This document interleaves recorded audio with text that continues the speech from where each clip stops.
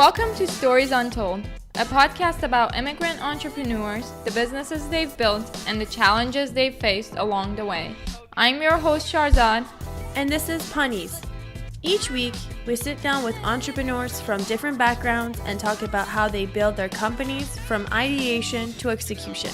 Our goal is to inspire, empower, and help you take your idea to the next stage.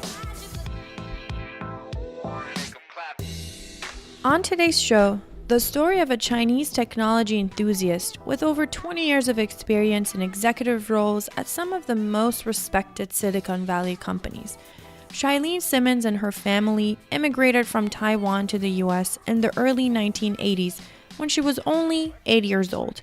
Her life achievements are the epitome of an immigrant work code, which is working harder than everyone else in the room despite feeling like an outsider, never giving up, and always supporting family. She's been in the tech industry, building and developing cutting-edge products for many big-name corporations. But it wasn't until her last role as the head of partnerships at Google that she decided to leave the security of a corporate executive job for the excitement of building her own AI technology, Lucy, which is now a startup company called LookyLoo. All right, Chia-Lin, thank you so much for being here with us today. It's really lovely to have you on this beautiful Tuesday morning. Tell us a little bit more about yourself and where you come from. Well, thank you so much for inviting me on this lovely Tuesday morning. Great view from the offices here. My name is Chia-Lin Simmons, and I'm the CEO and co-founder of a company called LookyLoo, which is an AI-powered social commerce platform. Where did I come from? I am actually an immigrant from Taiwan, and so my family immigrated here to the U.S. when I was about 8, and so that pretty much has informed a lot of who I am as an individual and as a founder. Typically, like a lot of immigrants, you learned about your work ethics and the hustle from your family. And so I've been very fortunate, I think, to be actually an immigrant within the tech industry because there's so many of us who live by this ethos. And I think so much of the success of the tech industry is about what the immigrants bring to the table. Tell us a little bit more about the first few months after immigrating to the U.S. How was that experience like for you? Oh, it was amazing and bewildering. We first landed in Hawaii when we immigrated here to the U.S. We lived there for a year. And I think almost like within 5 minutes of me landing in the U.S., they took me to McDonald's. And I thought, what a miraculous place. I think I went straight to a party where they had Jell-O and fruit suspended in Jell-O. And I thought, America is an amazing place. Look at their awesome desserts. Like, this is going to be great. And so my parents decided then to immigrate from Hawaii to Los Angeles. And so, it was very bewildering. And I think, like a lot of kids, I learned English very quickly when I was 8. Probably the only accent you hear in my voice is what I call the Valley Girl LA accent. And it's mainly because I think when I was young, I was so, interested in actually having playmates. And we talked about, being an only child. And so that meant that I really pretty much had to get up to speed as quickly as possible if I wanted to play with anybody, especially if I didn't speak the language. And so, but also like a lot of people, immigrant parents, my family was extremely focused on making sure that I got caught up to speed. My parents actually spoke great English. My mother did. And so, but we had the work ethic of, if I couldn't remember how to say a word, I didn't get to go to sleep. And so I remember even till this day, my mom had a blue dictionary, and for the life of me, I could not remember the word blue. And so we sat there for, I want to say, a solid 30 minutes until I could remember the word blue before I could go to sleep. And, I'm lucky because really, that really helped me get up to speed in English almost immediately. And so, and that was sort of a lot of my memories of, moving to the U.S. So let's fast forward a little bit to your college days. What was that experience like? Wow. So I went to college, I want to say about 2.5 hours away from home.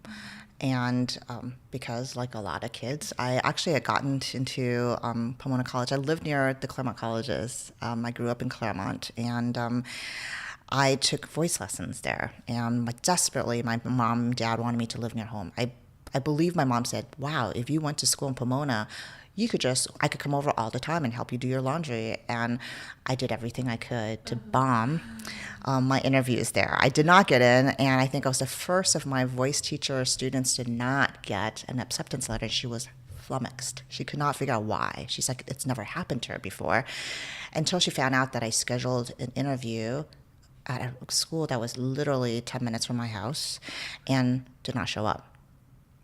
So guaranteeing that I was never going to make it to that school, which is exactly what I wanted. So I went to a school that I thought was safely 2.5 hours away from my lovely, wonderful parents, who are very loving. I don't want to make it sound like I don't love them. They're fantastic people. But I wanted to go to school a little bit further away. And so I went to UC San Diego and was so fortunate. That was around the time when the internet was, I guess, coming into prominence.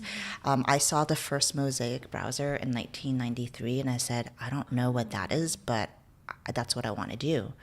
So I spent the next couple of years basically building websites for the local Little Caesars Pizza under the table.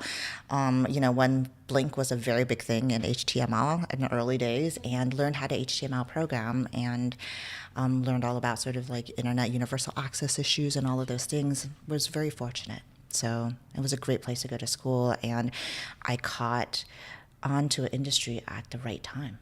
But your background and what you studied in college was not engineering or anything technical, correct? No, not at all, actually. I had never even thought about actually being a computer engineer, and that was sort of an interesting aspect. My family is very Chinese from that respect. I mean, my mother remarried. American, but what we really knew as immigrants, especially Chinese immigrants, is that we knew that you can be a doctor, you could be a lawyer, and then whatever this other thing is, and not even engineering, right? Because engineering is really big now. But when I was growing up, I don't want to date myself here. I'm not super young, not super old, but not super young. But people were computer engineers, and there were amazing companies, but it wasn't necessarily one of those top career choices. And so I was a good student, like a lot of immigrant kids, but it wasn't just in that purview. So I loved programming when I was a kid, but, they encouraged my cousin to learn programming, and I was encouraged to learn more about liberal arts. And so it never came up. When I, saw the internet, Mosaic browser in 93, I thought, well, I want to do those things. And I never even thought of it as, programming HTML.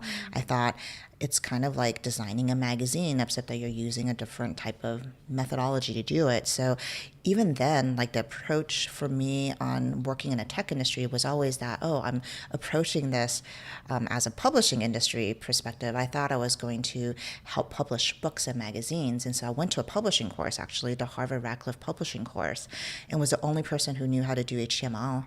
That was when I met John Patel, who was the publisher at Wire magazine.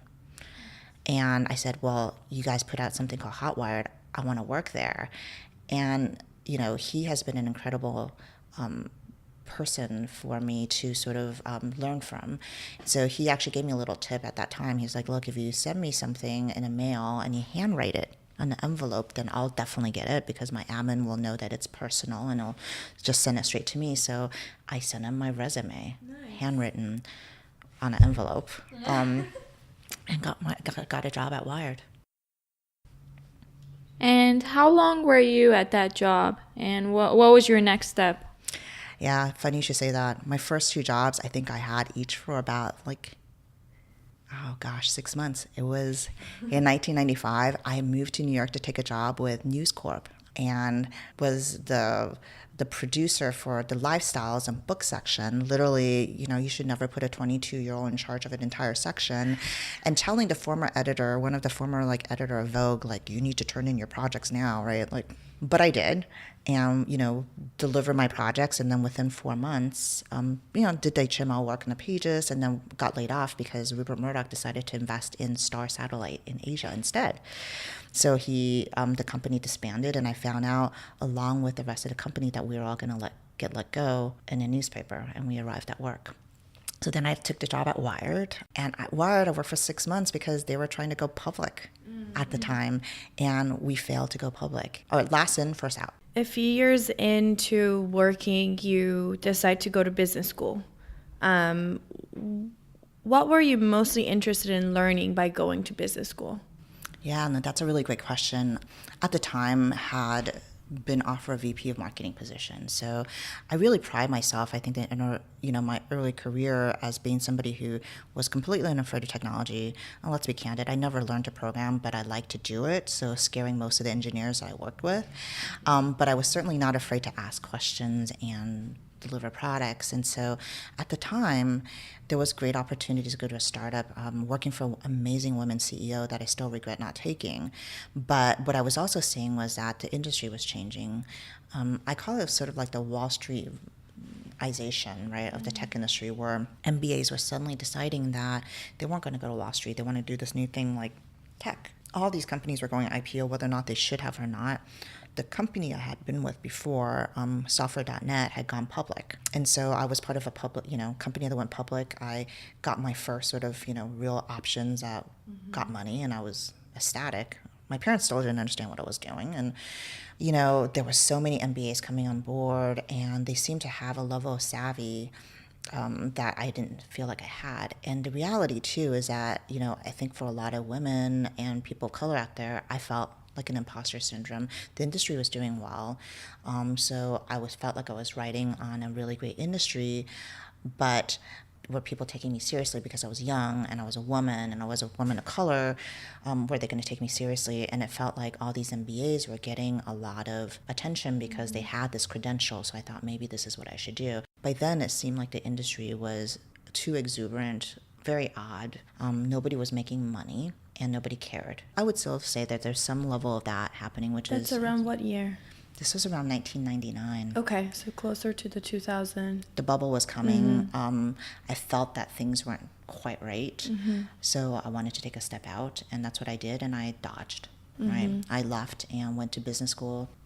After you're done with business school, you work for a few tech companies for a few years. At what point did you decide to stop working the corporate life and start your own business? I went to law school for 3 years and took the law exam. And I did end up going to a public company at the time, Audible. And it was a public company, but it was a startup with a ticker symbol, We were public, but we were a very small company at 250. And it was a great experience. I mean, I went on to work at a number of big, public companies as an executive, with the last one being Google. And I think that I was tired of selling somebody else's vision. Where did the initial idea of LookyLoo come from? Yeah, no, that's a great question. So I talked a little bit before the filming that I have a 10-year-old daughter. So for folks who didn't grow up here in the States, a lot of actually how you are socialized to look at shopping, and I don't mean buying, right? I mean shopping, especially for women, is that it's a social experience, right? I grew up here in the States, going with my girlfriends when I was 12 and 13 to like Claire's and buying earrings and clothes, and you sort of like go into dressing rooms and you get feedback from your friends, and that's fairly immediate, so things don't look good on you, and it's how we basically socialize. And shopping is shopping. It's not buying. This is not like ordering recurring, toilet paper from Amazon to be delivered to your home. It's not fun, but shopping is fun. But what was happening was, as you become a busy person and also as online commerce has shifted, shopping has become solitary. And for even people who have a little more time, unless you're super young and you're, reveling and going to the mall, of which there are very, very few now, right? Then what's happening with the social experience of shopping, and how is shopping impacting how you look at and making decisions about clothing, especially when we were trained, a lot of us women, to say like, look, how does this look? We're constantly asking, because dressing is a social experience and a cultural experience that's very geographically oriented and it's very culturally oriented. And so what I was noticing was that was missing. And as, a mother and as a professional woman, I never get to physically shop anywhere. And when I do, I didn't get that immediate feedback. That it got triggered when a friend of mine got, I think, a shopping experience from a school auction to get a personalized shopping experience at Anthropology.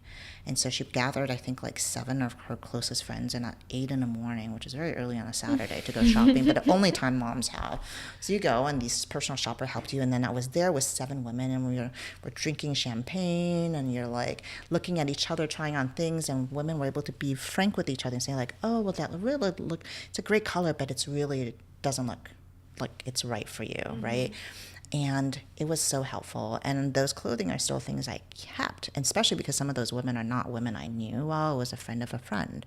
And I realized that's really what was missing from the somewhat bloodless shopping experience I have with Amazon. Amazon has trained us to think that we should be buying things or Stitch Fix like in a box. Companies building fit technology has been like, you know, numerical algorithm match you size 8 here, so you're size 10 here, like boom, I'm done. And we all know that's not true as women. You know, we know that. It's not just the size, it's a body shape, right? You have a bigger bust, or if you have a more Kardashian-shaped body, you know, it's going to be different even if you're a size 8. And then most importantly, the validation piece, right? We are still socialized to think about, you know, as women, sort of like, how does things look? Everybody wants to know, but probably more women than men. So how do you build a technology that takes into account all of those aspects, right? And then it help women find things, and then get smarter so that the more you post and the more you vote, the more the technology is able to pick up even inconsistencies that I didn't know I had myself. And that, by the way, is what inspired us to really build a technology, because, you know, knowing that no one's going to build this probably, and it's needed, made me just say like, oh, I've got to take the plunge, right? No one's going to build this because it's a female-oriented technology. So your technology is essentially an AI technology, and you decided to name it Lucy. Yes. Is it the first female AI technology out there? Yeah, so we think it's one of the first female AI, and we named it Lucy because Lucy was one of the first skeletons discovered for humans that are walking on 2 legs, right? So we're geeky. So that's how it happened. I love the name. You filed a patent for Lucy not too long ago. What was that process like of filing a patent? And just tell us a little bit more about that process for people that are out there thinking about doing it too. Yeah, so we filed a provisional. So you do a two-step process. You file a provisional patent. We filed a provisional patent in April of 2017. So the U.S. patent system now today is a first-come, first-serve, which means that the sooner you could put a chip in line, the better off you are. And so I hustled and got a provisional patent in. And so worked with, I think for entrepreneurs who are just getting up to speed, patents could be a very expensive process. And so a couple of things were done, which is I used, I want to say like one of those like online legal services. It was not probably the most thorough, but what we were trying to do was file enough there to get a place in line and understand and work with an attorney to file out and flesh out what the system could look like enough. And then you pay for things like a patent search, early patent searches, and all of that with a patent agent. And then during the year process between the provision to the utility patent, then you're really trying to take that and flesh out the technology, ensure that sort of like draw out the steps, all of the configurations and all of that, and then you file. And in our case, we used a big name firm, Perkins Coie, and so with their one of their top AI lawyers. And so an attorney myself, so I'm super anal, and then sat down with a guy and walked him through everything, because their job is to challenge like why you may not get it, and my job is to defend and say like why this is unique.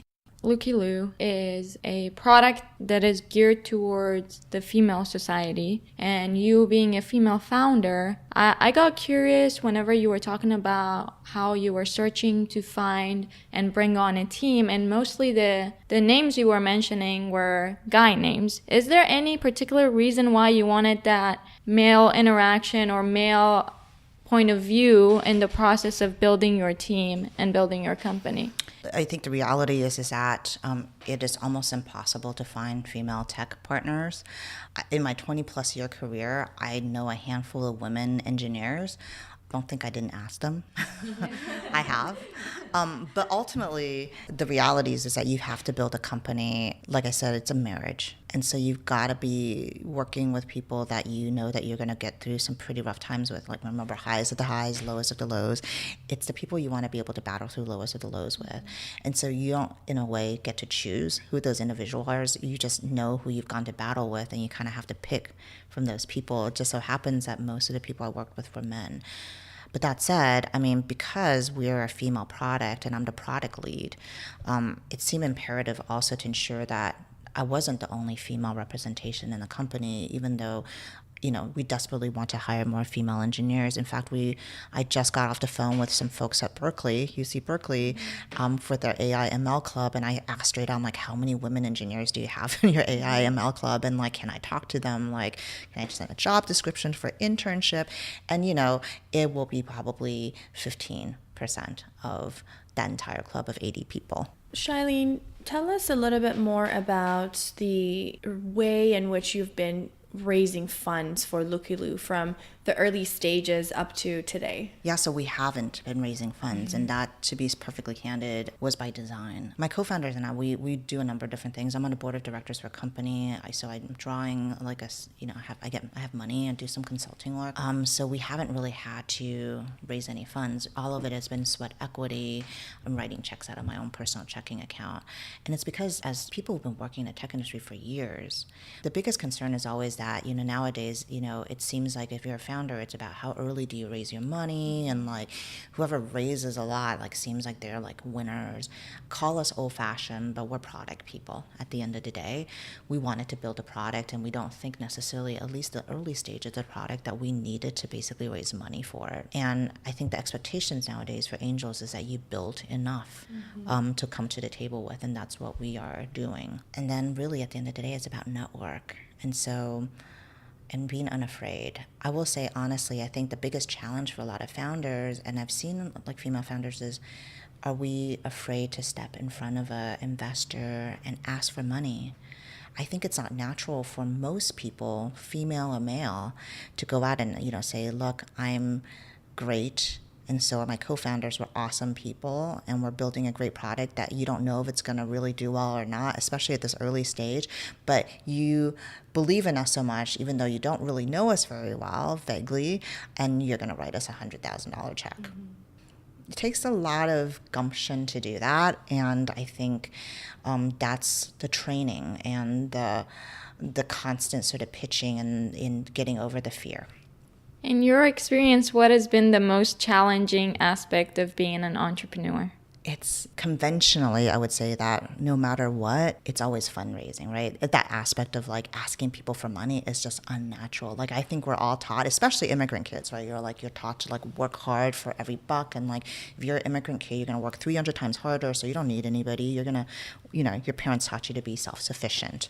Getting over that fear, that's a conventional, I think, aspect of the hardest thing about being an entrepreneur.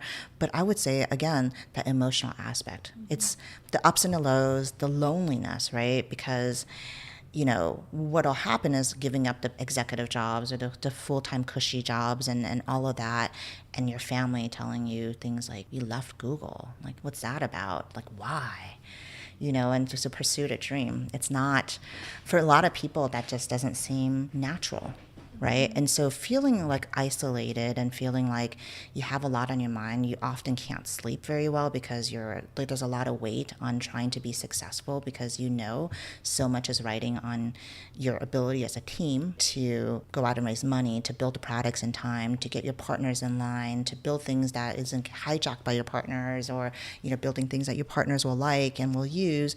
All of those things weigh on you, so you can't sleep and you're often feeling isolated. And when things happen and you get that check, you're super happy. And then when people are taking a long time and the partners aren't rolling through the way you like to as quickly as you want, then you're feeling really horrible, and you're not going to spend a lot of time complaining to your family and friends because you took a step. You've been in tech for a very long time. You've been an executive at one of the world's biggest names like Google. So I'm assuming you're used to not sleeping a lot or having to balance your family with work. But since leaving that life and starting your own company, do you feel like it's even more challenging to balance that life? I think so. You know, when you're in a tech industry, you have one job, right? Especially if you're at a big company, like everything becomes specialized and you have one job. Like my job, it was, managing a portfolio. It was a big portfolio, but I was the head of partner marketing. So I just had to focus on that, right? And that in itself is, in a way, a comfort, and it's easy. And so you learn to balance your family and being a parent and all of that alongside with having one job. Your own startup, you're the CEO and you're a co-founder, but that really is not one job. That is 10 jobs, right? So one day you're the product manager, the next day you're the fundraiser, the other day you're just trying to figure out, like, did we get enough GitHub? Like, you're the IT guy. You're like, GitHub accounts, did we get enough? I don't know. And so all of those things, like, it becomes basically, it's not one job, it becomes 10. And then there's your family. And so I don't think it's easy. I think it's gotten harder.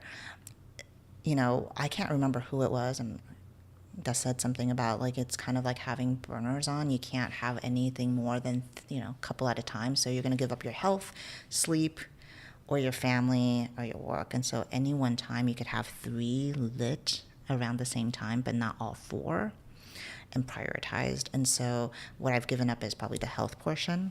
So I don't eat very well. I don't exercise as well as I should. If you could go back to when you were just starting LookyLoo, what would you do differently? That's a really great question. I would probably say that, should we have really gotten out super, super early prototypes, like pre-alpha versions of prototypes out early, sooner versus later? Yeah, I would say so. I mean, we did, we researched, we built, and not stint on actually paying to build. I think that we're so visually driven. For people who are exceptionally geeky like myself, and I think my co-founders, you're always worried about building good technology and solid technology and things that'll scale, because that's our background. We build technology that sits in cars. We pass regression testing for Porsche engineers. Like, that is like high level of scalability and reliability for partners. And we worry about things like that, building good technology, good AI. But we live in a world where visuals are so important. And so, like, touchability and, like, building even like an alpha app, like in a video format, is key.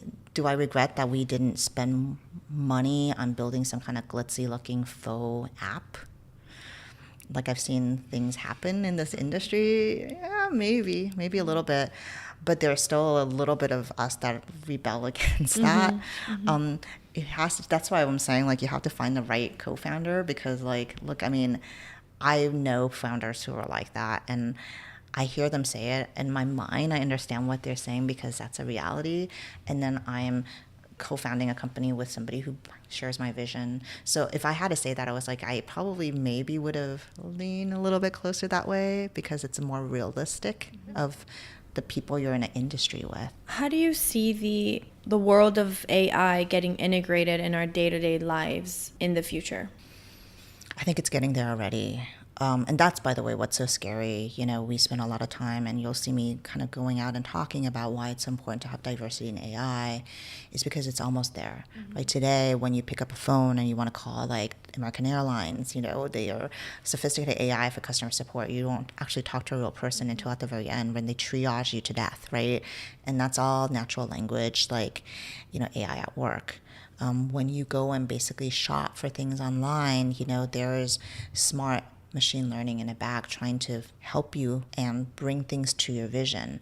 So deciding what you see, deciding what you hear is already a part of our daily lives, and it's just going to be more. The question really becomes, because it's so integrated from what we buy to what we wear to service that we get provided, even at a hospital, who gets to control what that looks like?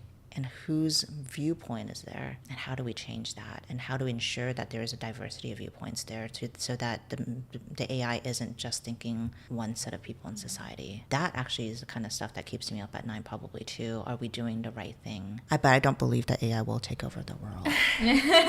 Matrix like will Elon. not be scary. Well, so I'm not like Elon. I don't believe that, Skynet is going to come and kill us. So We're going to ask the signature question from all of our guests. So tell us one phrase in your native language that has no direct English translation, and try your best to describe the meaning to us and our listeners. you know what? So when you guys sent me that question, Yeah. I really dug, and I, honest to God, wish I had one for you.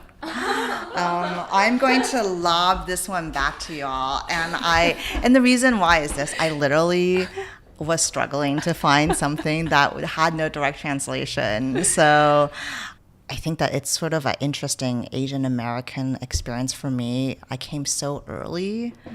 My parents are so focused in so many ways on ensuring that we learn English that it felt like we lost a little bit of the language capabilities there. I speak Chinese, but I will tell you, phrases of idioms like that does not come naturally. Now, I have tons in English, right? But not so much in a language that is directly untranslatable. I actually always wonder about, I have kids, how do I balance that kind of helping them keep that background and the culture I was fortunate enough to have, but at the same time, how do I help them integrate quickly to the society they live in today? So I feel like that balance is actually tough on parents that immigrate and trying to raise kids here in the U.S. I think it's also different from a age perspective. When I first immigrated here, there was not a lot of Chinese schools. And so literally, it was very few schools you could go to learn the language. So you were going to pick up the language at home. And so if your parents were trying to sort of push that you learn English faster, some parents think that way, right? Because the old-fashioned idea was that in order to assimilate in the U.S. more, your goal is to be like an American as much as possible. And so I think in our generation, and you're a little bit younger than I am, or maybe a lot, and that's different. I think that there is, for example, I remember that when I was pregnant with my daughter, I think there was 3 Chinese schools, preschools, and then by the time she came out 9 months later, there was 10. And so there was a lot more opportunities to do that and be able to sort of retain your culture. And there's such a celebration more of, dual cultural experience than there used to be before. Before when I was young, it felt like, you didn't want to stick out, as an immigrant kid. You want to be like everybody else, right? You want to fit in. Now it feels like there's a lot more. I mean, certainly, if you live on right side, left side of the coast, there's such an effort for cultural preservation to be American, but be also whatever else you are. And I would say that even for people who are Scottish and Irish, I have a friend whose daughter is learning Irish dancing. And I'm like, that's wonderful, right?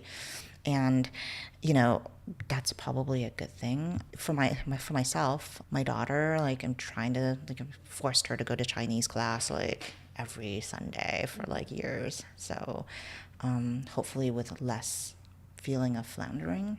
And Chia-Lin, before we say goodbye to you, what is the best way for our listeners to reach out to you, to connect with you, or to follow your journey with LookyLoo or anything else that you are working on out there? You could always follow us for LookyLoo on Twitter at HelloLookyLoo.